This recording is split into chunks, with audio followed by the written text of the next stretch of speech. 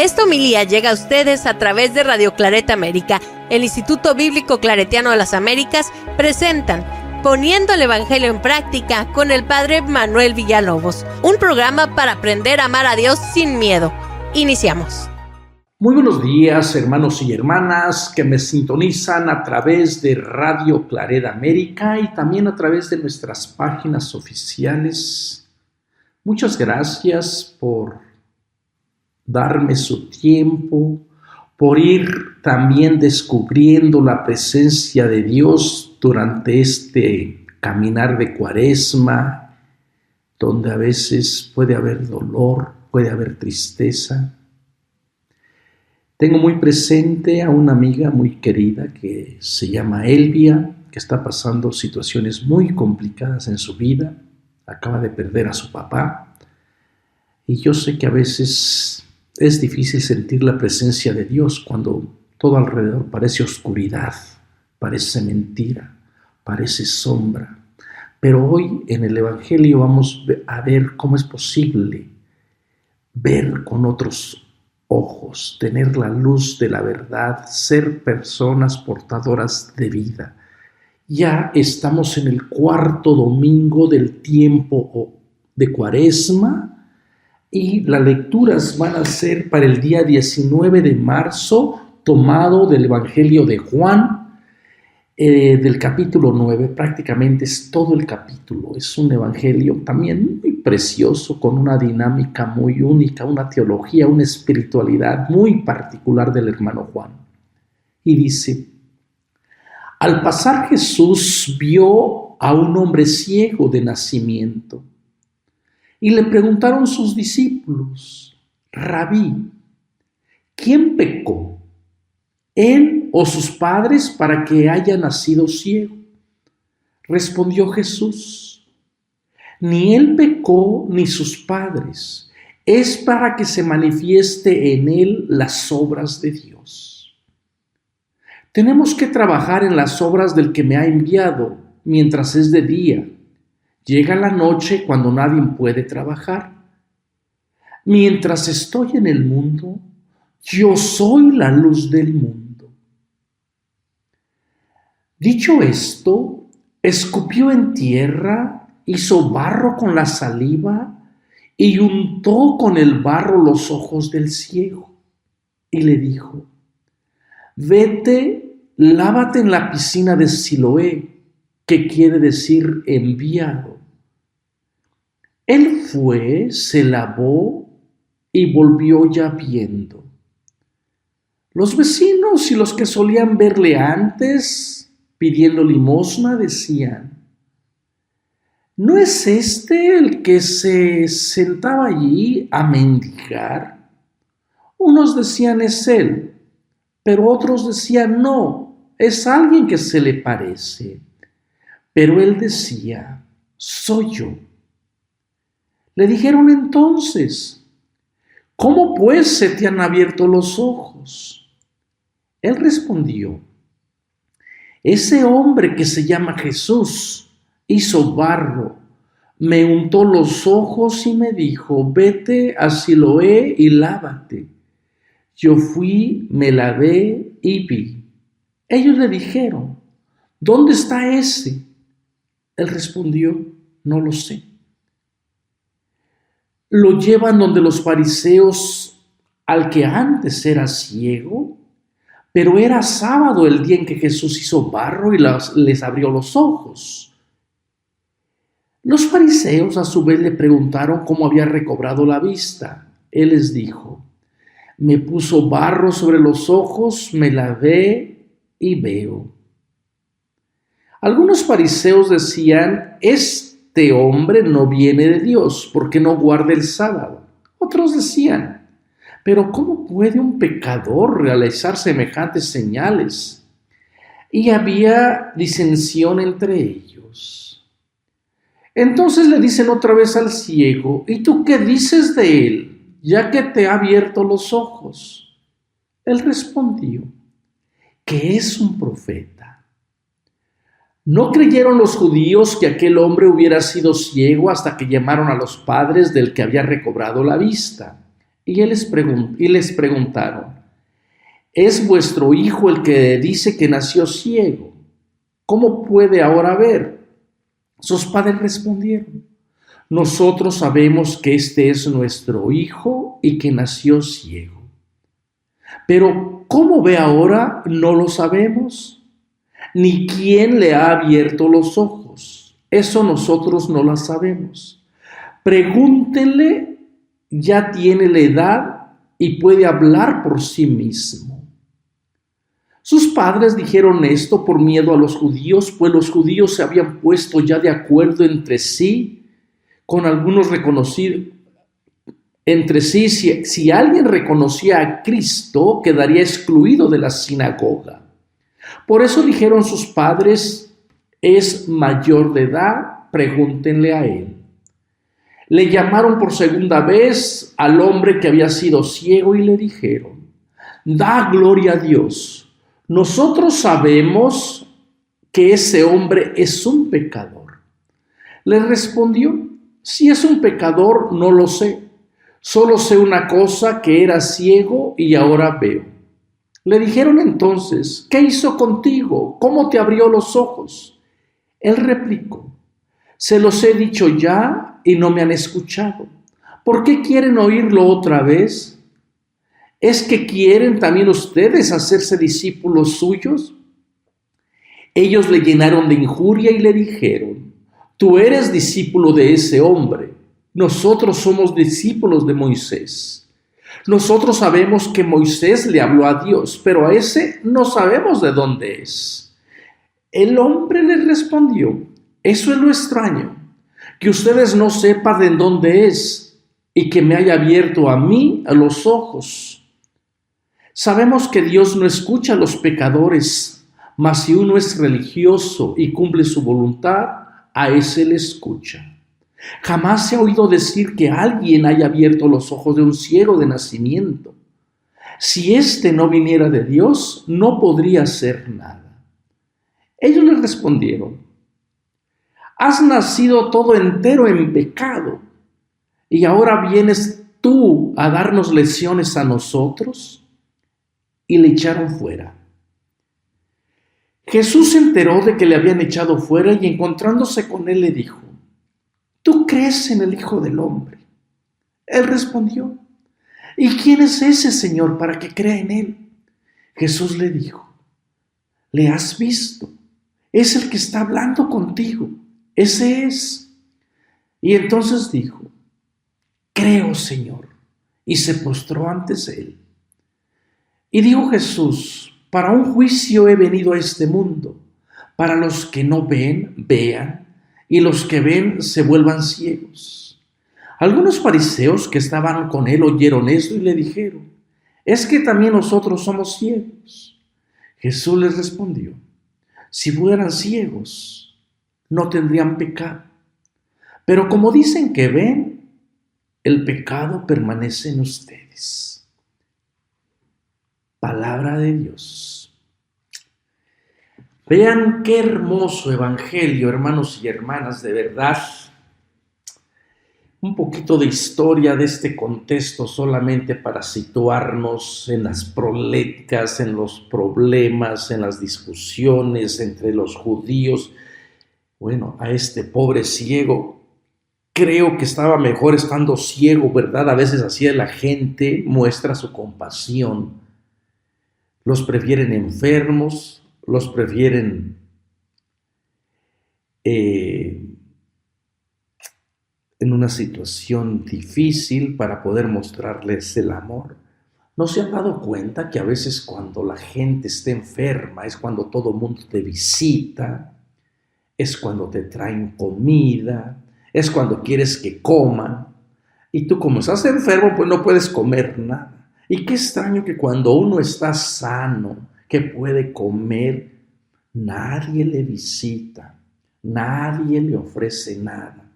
Este hombre ciego probablemente pasó desapercibido, pero ahora el hecho de que ve y que se mueve y que tiene palabra, que recupera su ser, que ha visto la luz de una manera diferente, parece ser que todos le dicen, mejor quédate ciego, tú estabas mejor ahí. Y de esa manera mostramos nuestra falsa humildad y compasión, ¿verdad? En arrojarte unas moneditas. Bueno, este evangelio manifiesta las controversias que la comunidad de Juan estaba teniendo con el judaísmo oficial. Recordemos que para Juan los enemigos número uno de Jesús son los judíos como nación. No están los dirigentes, no están los maestros de la ley, por ahí aparecieron los fariseos, pero realmente el problema histórico es contra los judíos. Estamos más o menos, si las hipótesis son correctas, este evangelio llegaría a su estado final, como ha sido redactado, como lo tenemos hoy, muy probable al finales del siglo I, inicios del siglo II. Aunque algunas historias muy probables vengan del Jesús histórico, algunos recuerdos, algunas palabras, algunos dichos, y ya en el transcurso del tiempo este evangelio se fue retrabajando, editando, elaborando. Y este evangelio, una de las peculiaridades que tiene es que ya le dio tiempo de reflexionar acerca de quién era Jesús, ¿verdad? Ya este evangelio maduró su fe en el Mesías, en Cristo Jesús, y va a enfatizar la gloria de Jesús, la glorificación, incluso la muerte de Jesús en este evangelio no es la muerte escandalosa que sufre Jesús en el evangelio de Marcos, de Mateo, de Lucas. Aquí Jesús prácticamente desde la cruz reina. Jesús es el que hace el juicio, Jesús es el que llama a la persona, y entonces el drama del evangelista de Juan es como que se abre el juicio y hay un juicio para los que creen y un juicio para los que no creen, para los que son hijos de la luz, para los que son hijos de las tinieblas, para los que nacieron de arriba, para los que nacieron de la carne o los que nacieron del espíritu, para los que aceptan la palabra y para las personas que la rechazan. Y en este caso, para las personas que se acercan a la luz y las personas que no se acercan a la luz. Este evangelio le encanta jugar con estos binomios, porque no se puede, desde el punto de vista de Juan, ser seguidor de Jesús a medias. Entonces el juicio está abierto. Y este juicio responde probablemente al juicio que el judaísmo oficial le llevó o echó contra los seguidores de Jesús, porque este grupo de seguidores de Jesús en particular le comenzaron a dar atributos divinos exclusivos de Dios. Entonces Jesús se presenta como la palabra existente, siempre ha existido, en el principio era la palabra estaba con Dios, ya hay una preexistencia de Jesús aquí en este evangelio. Jesús es la puerta, yo soy, ¿se acuerdan estas palabras tan preciosas del Yahvé, que es el único que se podía apropiar estas palabras, yo soy? Bueno, en el evangelio de Juan, Jesús es yo soy el pan de vida. Yo soy la luz del mundo, yo soy el agua, recordábamos el domingo pasado. Entonces, muchos títulos que eran exclusivos de Dios se le fueron dando a Jesús. Y desde el punto de vista de los judíos, de la religión oficial, este grupo estaba prácticamente invitando a otros seguidores al politeísmo, a separarse del Dios de Israel. Y bueno, todas las rupturas son muy dolorosas, especialmente si son rupturas familiares, ¿verdad? Cuando hay divisiones en la familia, cuando alguien se separa, es muy difícil después reconciliarse, ¿verdad? Así que estos hermanos del Evangelio de Juan se están separando del judaísmo oficial y ya no son bienvenidos en las sinagogas, lo vamos a ver en este texto precisamente, y los judíos el pueblo judío va a decir 118 maldiciones contra los cristianos, contra toda la gente que profese a Cristo Jesús, ¿verdad?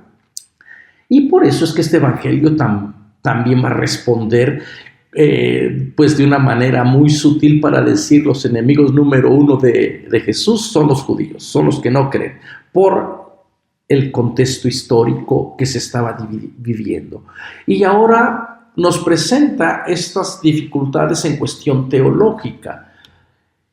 Unos creen ver, tienen la luz, tienen sus ojos, tienen su teología, tienen su manera de entender a Dios. Pero lo que Jesús o la comunidad de Jesús está diciendo, están verdaderamente ciegos, porque si no tienen a Cristo, así tengan el templo, así tengan la ley, así tengan la tradición, así sean dueños del tiempo, están ciegos, porque les hace falta Cristo, luz del mundo. Hermanos y hermanas, ¿qué nos hace falta a nosotros? A lo mejor podemos tener todo, pero estamos siguiendo a Cristo, luz del mundo. Nadie puede decir yo soy la luz. Nosotros somos testigos de la luz, como decía de Juan. Él no era la luz, era un testigo de la luz. Así deberemos de ser todos, ¿verdad? Testigos de la luz. No pretender ser el héroe, el Mesías, el Salvador. Nuestro reencuentro con Dios tiene que ser de una manera humilde, de una manera honesta, transparente. Entonces, desde el punto de vista de los seguidores de Jesús, ante los problemas del mal, ante los problemas de la enfermedad, ¿quién los causa? ¿Qué tiene que ver Dios en eso? Y sería bueno volver a recapacitar esta idea, porque parece que todavía no hemos hecho ningún avance en entender de que Dios no es el causante de la enfermedad. Esto sería ilógico, creer que un Dios te manda cáncer, que un Dios mande una enfermedad incurable a alguien, que un Dios te ponga una prueba para que le demuestres cuánto le amas. Por el amor de Dios, esto es una repugnancia, este es un horror. Y cuánta gente lamentablemente todavía está en esa categoría. Tengo una enfermedad, es porque Dios quiere. Así lo quiere Dios. Esto se entendía en el siglo I, donde todavía no estaba tan avanzada nuestra manera de entender, de concebir a Dios, donde el Espíritu de Dios todavía no nos había iluminado para ir viendo cómo Dios no puede ser el causante del mal. Por eso es que en la antigüedad ellos creían que todas las enfermedades dependían de Dios. Dios tenía poder sobre la enfermedad, mandaba, quitaba. Entonces, irregularmente estaban asociadas la enfermedad con pecado. No había esta distinción como nosotros la podemos hacer el día de hoy, ¿verdad? Y ellos creían que si una persona era pecadora, pues iba a estar enferma, le iba a caer la enfermedad era como un espíritu que andaba en el viento y se posesionaba, entraba dentro de uno, ¿verdad? Y Dios permitía eso. Esta pregunta de quién pecó, él o sus padres, que le formulan los discípulos de Jesús al maestro, pues entienden aquel contexto y fíjense que donde ellos se mueven todavía con esa idea errónea de Dios, Jesús los tiene que educar para decirles ni él ni sus padres, es para que se manifieste la gloria de Dios, las obras de Dios. Este va a ser un tema bien importante en todo el Evangelio de Juan. Las obras de Dios, realicen las obras de Dios. Qué difícil es realizar las obras de Dios, pero no se pueden realizar las obras de Dios mientras la persona tenga una idea muy errónea de quién es Dios. Si tú tienes la idea de un Dios que manda enfermedad, que causa que una persona esté ciega, pues ¿cómo vas a realizar tú las obras de Dios? Necesitas primero ver a Dios desde otra experiencia, sentirlo desde otro punto de vista, comenzar otra vez a experimentar ese poder de Dios, sabiendo que Dios no es el causante de la enfermedad. Entonces Jesús educa a sus discípulos a decir, ni él ni sus padres, es para que se manifieste la gloria de Dios. Entonces está viendo, el ciego representa al grupo de seguidores del judaísmo que se están incorporando, pero les cuesta trabajo entender la manera de ser de Jesús, ¿verdad? Y Jesús entonces habla de las obras y de las obras del que Él me ha enviado. Y mientras estoy en el mundo, yo soy la luz del mundo, porque ese va a ser prácticamente todo el tema.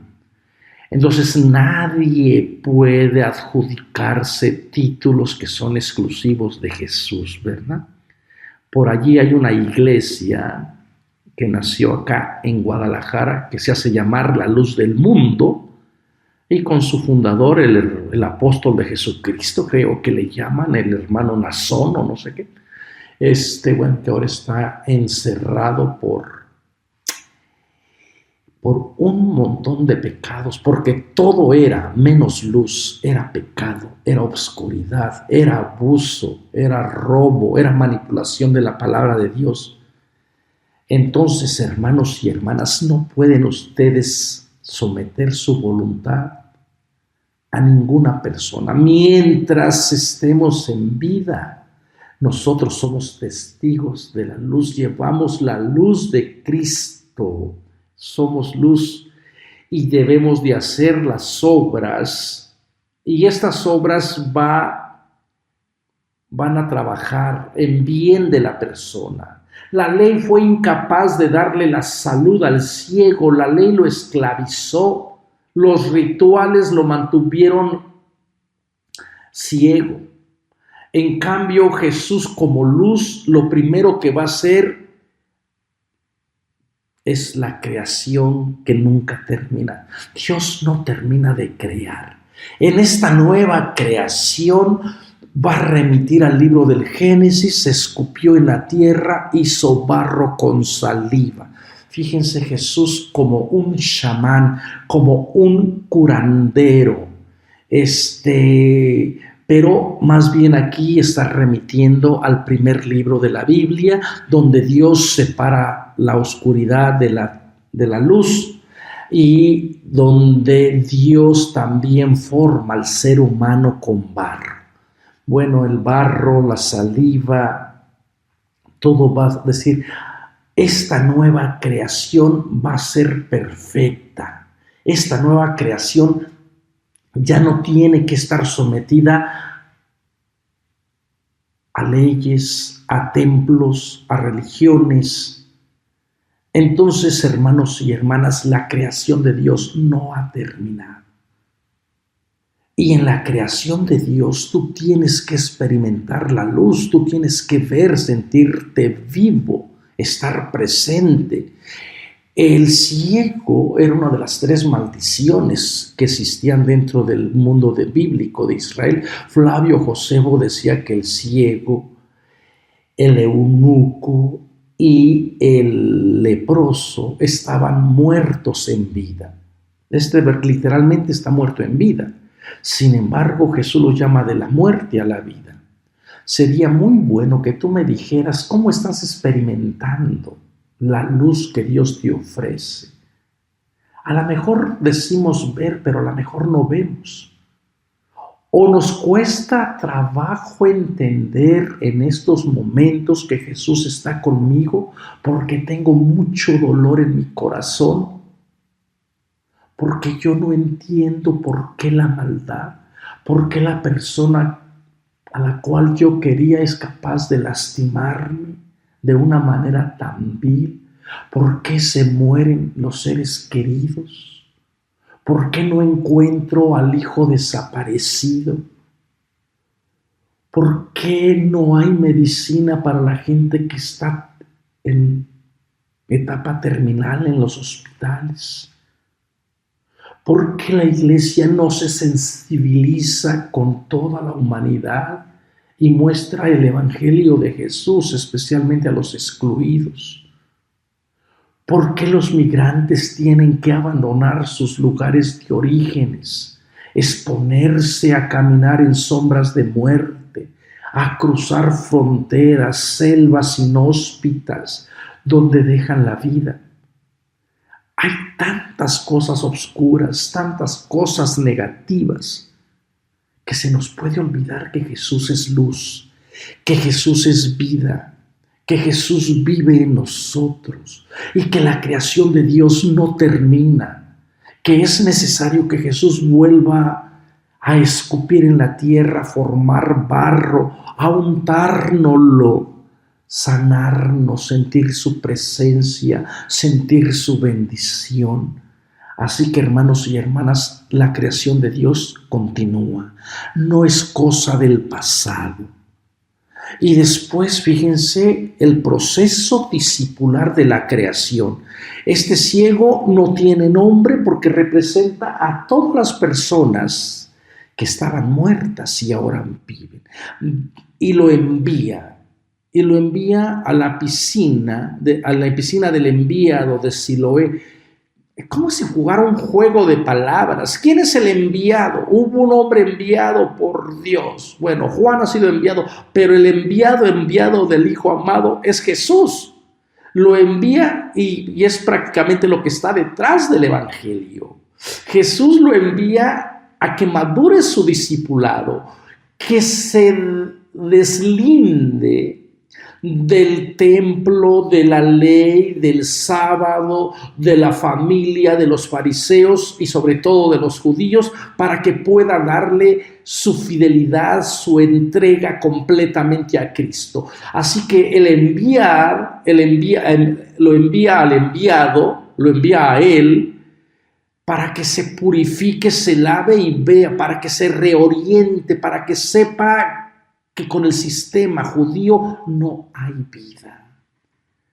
Tendríamos que también hacer este proceso discipular, porque a veces estamos en situaciones donde no hay vida y ahí permanecemos. Esto es lo triste. Sabemos de situaciones de pecado, de abusos, y allí quedamos. Nos conformamos, pensamos de que eso es lo único que existe. El golpe, los abusos psicológicos, abusos sexuales, no pueden y no deben tener cabida dentro de nuestras relaciones. Tenemos que comenzar a ver, pero para eso hay que salir de esas situaciones de opresión. Hay que dejar todo aquello que nos ata y comenzar este proceso de caminar hacia el enviado para poder ver, para poder lavarnos, para poder purificarnos, lavar nuestro corazón, purificar nuestras palabras, ver una mirada diáfana al hermano, a la hermana que también es caminante como yo, buscando al Dios de la vida. Y después vienen los que todavía no están en el proceso del discipulado, ¿verdad? Los que son del otro grupo, los vecinos. Bueno, todavía vienen los vecinos, luego los fariseos y vienen los judíos. Esos, no es el que solía, para ellos todavía no hay ningún progreso discipular. Para ellos sigue siendo un ciego, porque ellos también están ciegos, porque el ciego salió de ellos. Como diría Juan después en una de sus cartas tan preciosas, salieron de nosotros, pero no eran de nosotros. Porque todo el que no profese que Cristo Jesús vino en la carne, es el anticristo. Bueno, va a comenzar a profesar que Jesús es Mesías. Salió de los vecinos, pero no era de los vecinos. Va en un proceso diferente. Y entonces hay estas discrepancias. Unos decían que sí, otros que no. Y comienza a dar testimonio, comienza a decir, sí soy yo, y les da el testimonio completo. Y él dice, soy yo, pero no es el soy yo como el soy yo de Jesús, ¿verdad? Es decir, es la persona que está en camino transformándose. ¿No les da a ustedes la impresión, hermanos y hermanas, que a veces entre más estamos sirviendo en la iglesia es cuando tenemos más problemas? A veces la gente me dice, ay padre, es que yo antes era más feliz. Cuando yo todavía ni venía ni me preocupaba por estar aquí en la iglesia, yo no tenía tantos problemas como ahora. A veces esa da la sensación, porque dentro de la iglesia hay muchos signos de muerte, muchas luchas de poder, pero quizás es que ahora la gente está más consciente, es que ya se mueve por otros valores, ya está en camino, está en progreso, es lo que está haciendo este hombre, está en camino, todavía no llega al discipulado completo. ¿Quién es? No lo sé. Es ese hombre que se llama Jesús. Todavía Jesús es simplemente un hombre, pero está en camino. Todavía no tiene un encuentro personal profundo con Jesús, a pesar de que ha recibido la gracia casi por adelantado, ¿verdad? Pero la gracia no es barata. La gracia tiene que surgir un efecto transformador de conversión. La gracia tiene que adentrarse en ese misterio de vida, ¿no? Pero todavía para esta persona ese es un hombre que se llama Jesús. Y luego este grupo es interesante cómo lo llevan a los fariseos, ¿verdad? Ya a los que representan la ley. Recuerden que el templo ya no existe. Bueno, el domingo pasado hablamos de los templos. No quería Dios templos, ¿verdad? Ya no hay el templo. Jesús en el capítulo 2 también de alguna manera deslegitimó la ley. ¿Se acuerdan que estaba en la boda de Canaán con las 6 tinajas de vino que servían para la purificación de los judíos? Esa manera de entender a Dios por medio de la ley también es vacía, no tiene vida, no tiene vino. El templo tampoco. Y ahora va sobre el tiempo que es las obras de Dios que se hacen hasta en el día sábado. Se contradice Dios. Bueno, entonces lo llevan ante los representantes de la ley. Y le vuelven a preguntar, me puso barro sobre los ojos, me lavé y veo, ya omite el hecho de que le dijo que fuera a la piscina de Siloé. Y comienzan el diagnóstico, fíjense. Desde el punto de vista de los de la ley, Jesús es un pecador. Lo estigmatizan como pecador. Así funcionan nuestros grupos, ¿verdad? Cuando una persona es diferente, cuando una persona está anunciando o realizando las cosas de Dios, una manera de desacreditarle, es decir, está poseído por el poder de Belcebú, es un pecador. El problema es que en esa teología, si Jesús es un pecador, como una persona pecadora puede realizar cosas buenas, ¿verdad? Y parece ser que esta va a ser una situación que va a causar escándalo. Entonces los fariseos lo remiten al cuerpo más importante, que serían los judíos, ¿no? Y los judíos, bueno, van a tener que hacer también un juicio, pero para eso hay que juntar pruebas. Hermanos y hermanas, qué triste es que cuando la gente está haciendo las obras de Dios, cuando la gente siente en su vida un cambio, cuando la gente experimenta de una manera personal, íntima a Dios, en vez de alegrarnos, comenzamos a decir, Dios, tú no tienes a Dios porque no vienes a la iglesia, porque no frecuentas los sacramentos.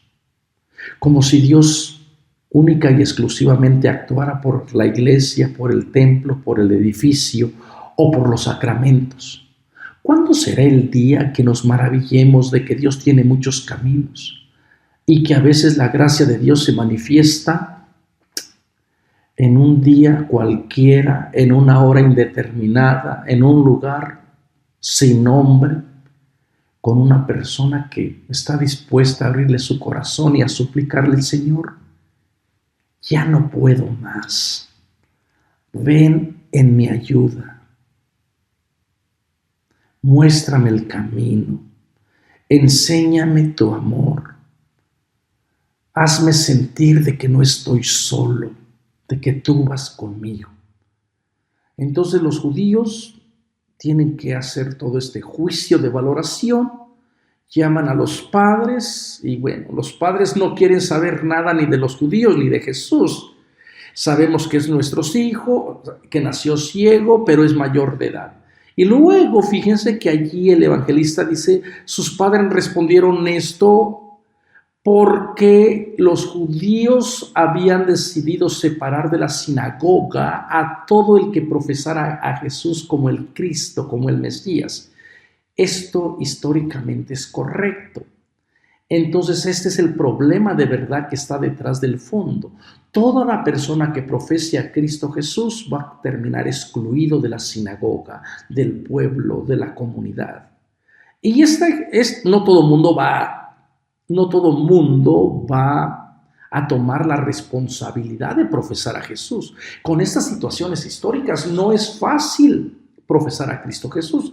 No es fácil dar testimonio de Cristo Jesús, porque el dar tu testimonio implica estar dispuesto a terminar fuera de la comunidad, como una persona maldita, como una persona que no tiene sentido de pertenencia. En aquella época la familia lo era todo, el pueblo lo era todo, así que terminar desconectado era una persona desviada, ¿verdad?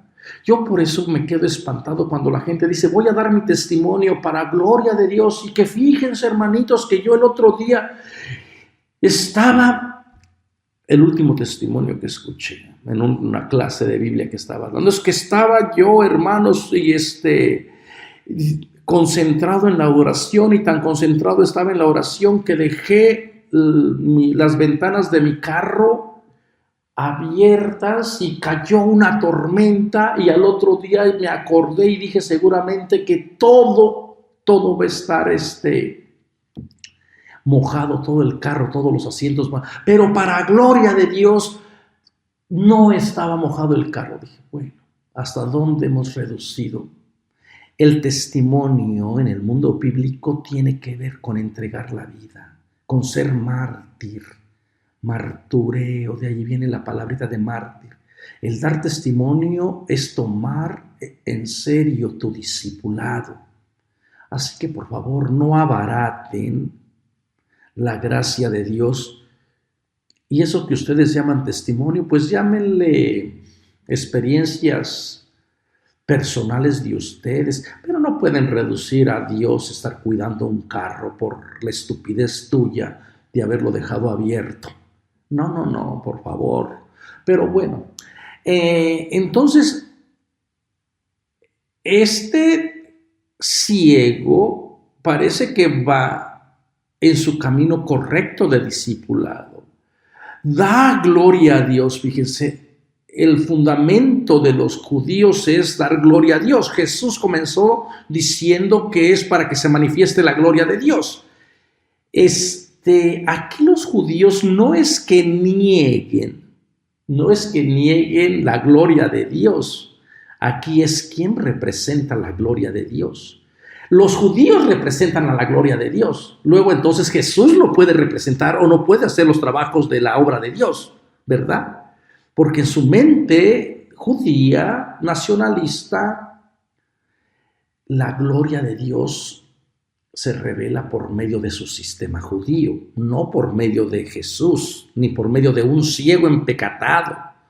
Y le vuelven a preguntar que si era ciego, le dijeron, entonces, ¿qué hizo contigo? Y comienza el ciego, fíjense, a darles prácticamente cátedra. Ya el ciego recupera voz, recupera su vista, recupera su palabra. Es que ustedes también quieren hacerse discípulos suyos. Está misionando, está tomando el riesgo de decir, no, yo no voy a jugar lo que ustedes me están diciendo. Ustedes quieren que yo diga que no era ciego, que ese Jesús es un pecador. No, la obra de Dios ya no está actuando en el sistema judío. La obra de Dios puede estar actuando fuera de nuestros templos y ni siquiera nos damos cuenta. Ellos le llenaron de injurias y comenzaron a decir, tú eres un empecatado, estás igual que él, compartes lo mismo, porque este es un contagio.